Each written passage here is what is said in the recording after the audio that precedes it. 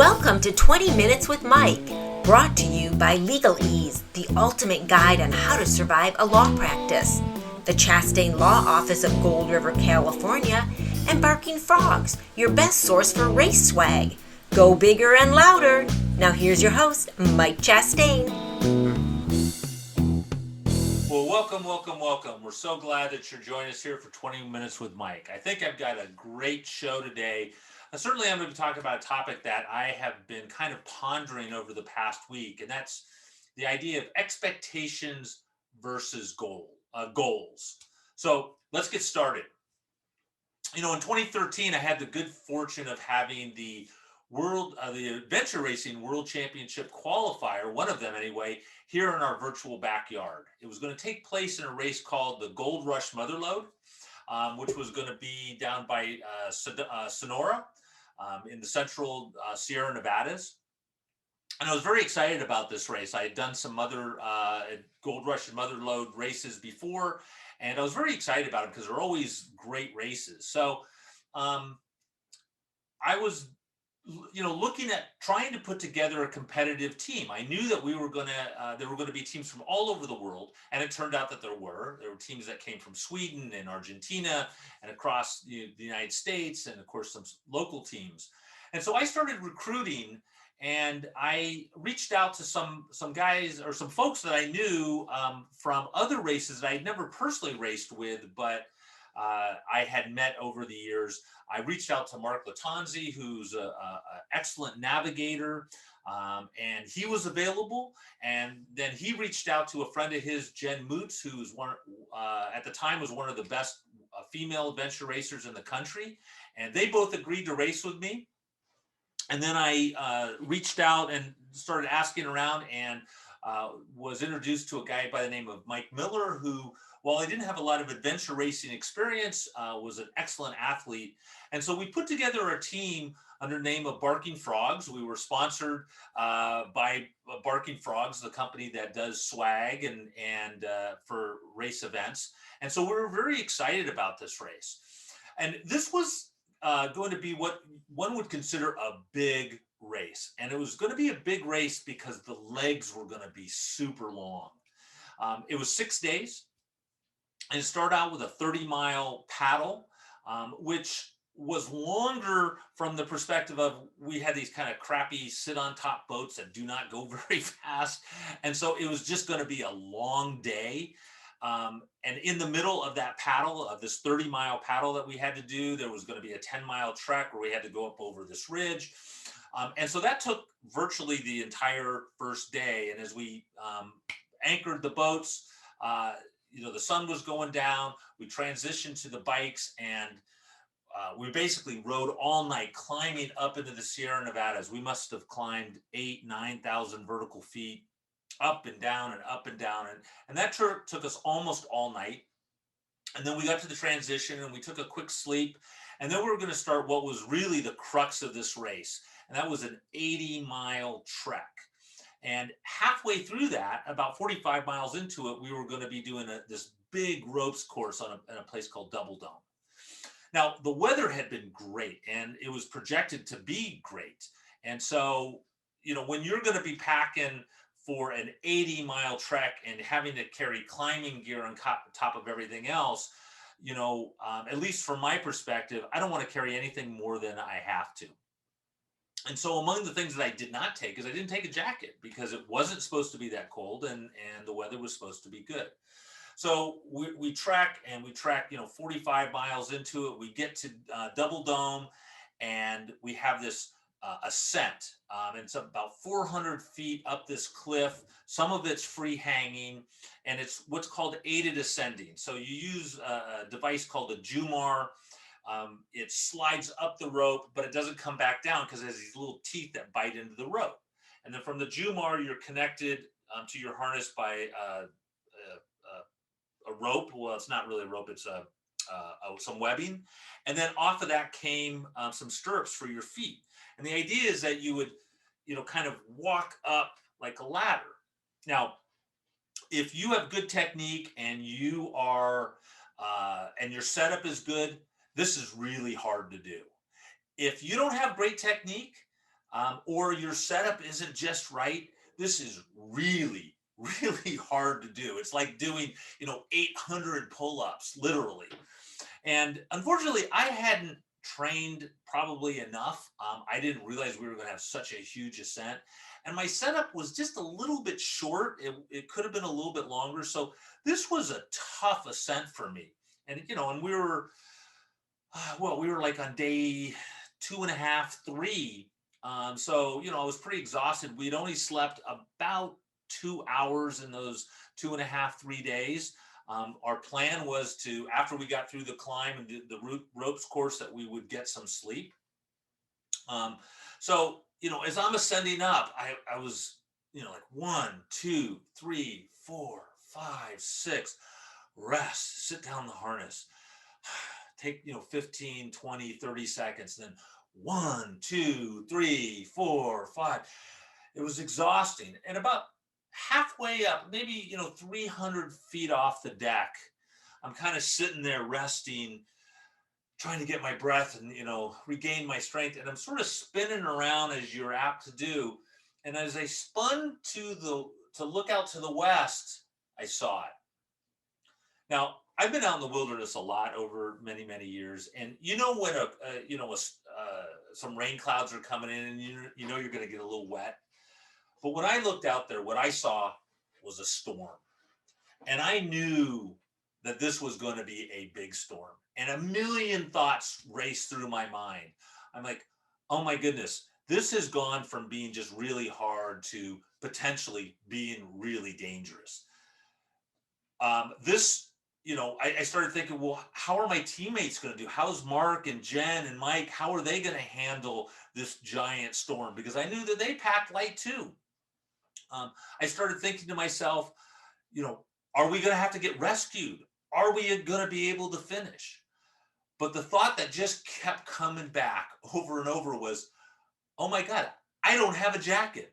I don't have a jacket. That race at that very moment changed dramatically, and my expectation for what was going to happen changed dramatically. I recently saw a quote that said something to the effect of, setting high expectations can lead to disappointment. And that started me thinking about that. I was wondering, is that really true? Is setting high expectations really kind of a formula for disappointment? And so I began to ask that question of myself. I was kind of pondering that, and then it kind of morphed into, well, how is an expectation actually different than a goal? Because you want to set, big, audacious goals if you really want to get anywhere. So how are these two things different?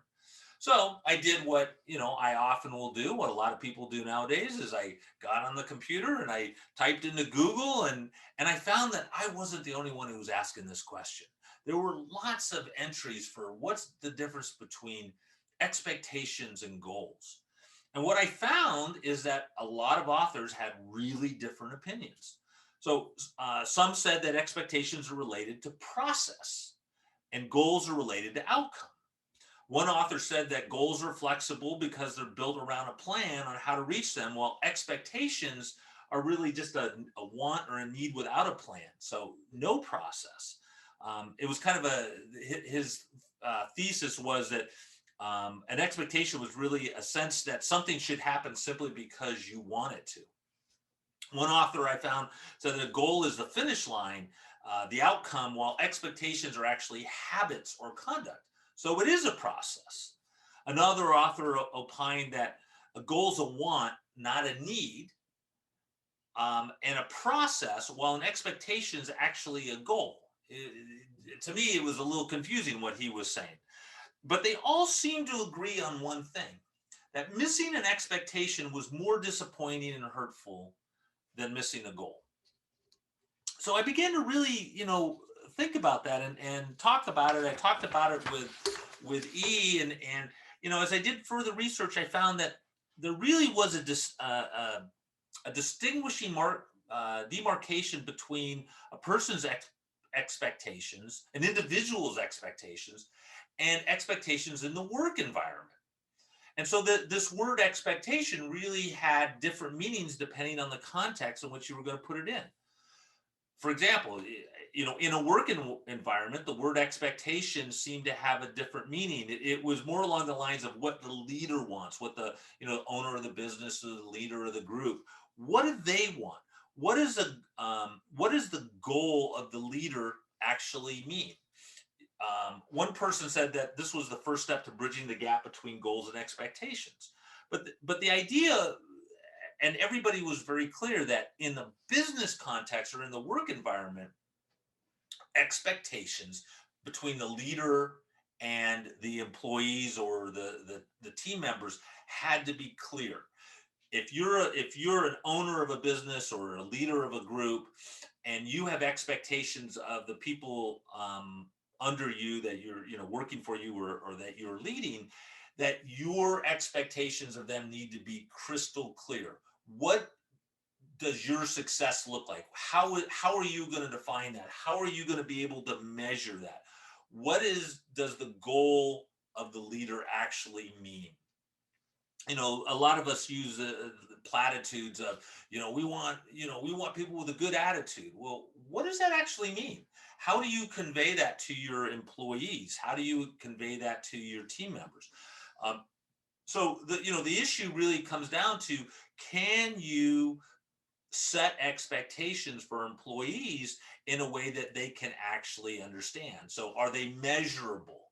And just as a side note, especially if you're a business owner, expectations, if you're going to set expectations and the failure to meet those expectations could lead to a termination, or a failure to get a raise or whatever, from an HR perspective, you really need to have those written down, and they need to be super clear so that they're measurable. And you can say, this person really did not hit the expectations, because the expectations really, in that context, stand for kind of the minimum requirements, right?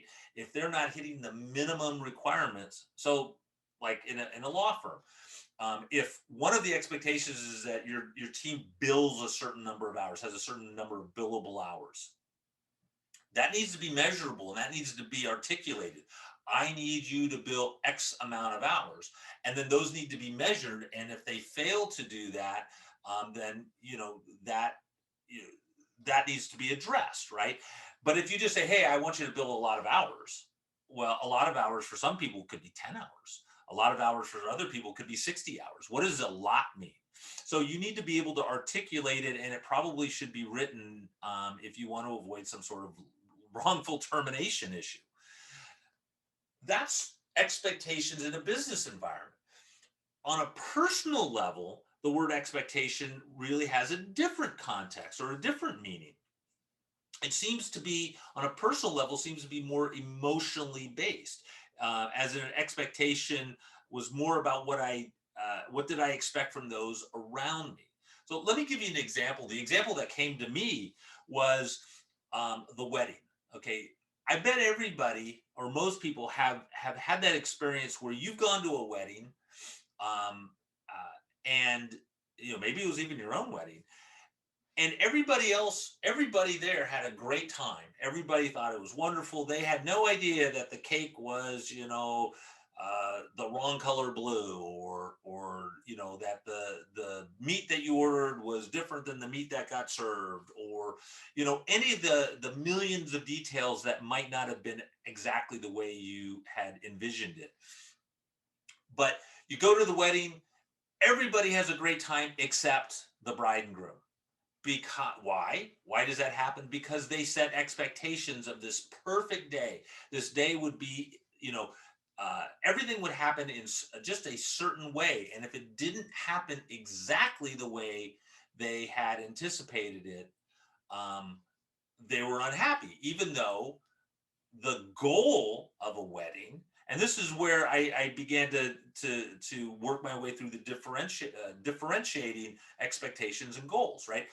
What's the goal of a wedding? The goal of a wedding is to get married.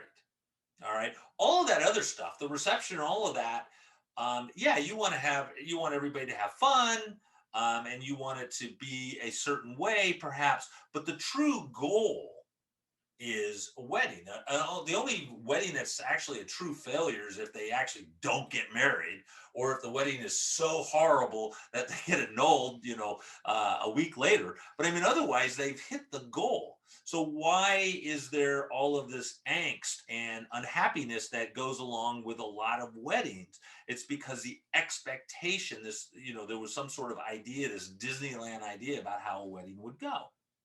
And I've been to a couple of those where, as a guest, I thought the wedding was great. I thought it went perfectly. It all looked good to me. And yet I came to know that in both cases, it was the bride was incredibly unhappy because there was something that wasn't exactly perfect. They had set their expectation in such a way that they were emotionally attached to a certain thing that they really had no control over. So, my takeaway of that was the word expectation means different things in different contexts. At work, it means a minimum course of conduct for a job. What is it that you need? What is the critical um, uh, things that need to get done that allow you to keep the job or to get a raise? And those expectations in the workplace need to be crystal clear and should be in written form. Otherwise, you wind up with all kinds of HR problems. Expectations on a personal level, however, should be limited to those things that you can control. Because when you look at the wedding context, everything that we're talking about, the color of the cake, and whether the flowers were exactly right, and whether the food was served the way you wanted it, and whether the mashed potatoes were lumpy or not, none of that is really in the control of the bride and groom, right? They're not cooking the meals, they're not making the cake, they're not, in most circumstances. So expectations of things that you do not have control over, you need to let go. And this is where I think it got back to this idea that setting high expectations, and the piece that was missing was of other people. When you set high expectations of how your boyfriend's going to react, how your girlfriend's going to react, are they going to read your mind? Are they going to understand exactly what you need without you telling them? um, and you get emotionally attached to that outcome, you set yourself up for a high degree of disappointment, because the only thing that you get to control is yourself and your own emotional reaction to things. When things, you know, uh, I remember hearing a guy say one day, every day that I wake up is a great day, right? Um, and I've heard other people say, today was a terrible day because I didn't make X. I didn't make $100,000. I didn't make whatever it was. There was that guy had a monetary thing. If he didn't hit a certain goal, his life was a living hell. It was all horrible. What's the difference between those two guys? The expectation of their day. The guy who woke up and said, "Hey, I woke up. That's a great day," because think of the alternative. Had set pretty low expectations for his day, and didn't set himself up for disappointment. Now that's different than goals, right? Goals are the things that should drive you forward, and you should set big, audacious goals. But those are goals that you have control over. The expectations of the way other people are going to work, whether that storm was coming in. You know what, my expectation of that race was it was going to be long and it was hard, but the weather was going to be good. And when I saw that storm, everything changed. Let me give you just one more quick example as time is running here. Meditation. I meditate every day. Now, what is the goal of the meditation? The goal for me is a calm and peaceful time for myself. It's sort of acknowledging that the I value this time, and I earn it, and I get to spend this time myself. There's some real value to me for that. That's the goal. The expectation is simply that I'm going to spend a minimum of 10 minutes a day uh, working on it. That's my habit. My goal for my guitar playing. My goal is to be able to play music with other people. What is my expectation? My expectation is simply that I'm going to practice for 10 or 15 minutes a minimum every single day. That's that's to me the difference. So let me leave you with this question. How do expectations and goal impact your life? What should you do? And how should you view these things? I think these things are worthy of consideration. And I'm going to leave you with this idea. The Oracle in the Matrix said, I don't expect you to do anything. I expect what I have always expected, for you to make up your own damn mind. All right, everybody. I hope this has been useful to you. Make up your own damn mind how you want to set your own personal expectations. And just remember, be grateful for what you have and be willing to work for what you want. All right, everybody. We'll see you next time. Bye now.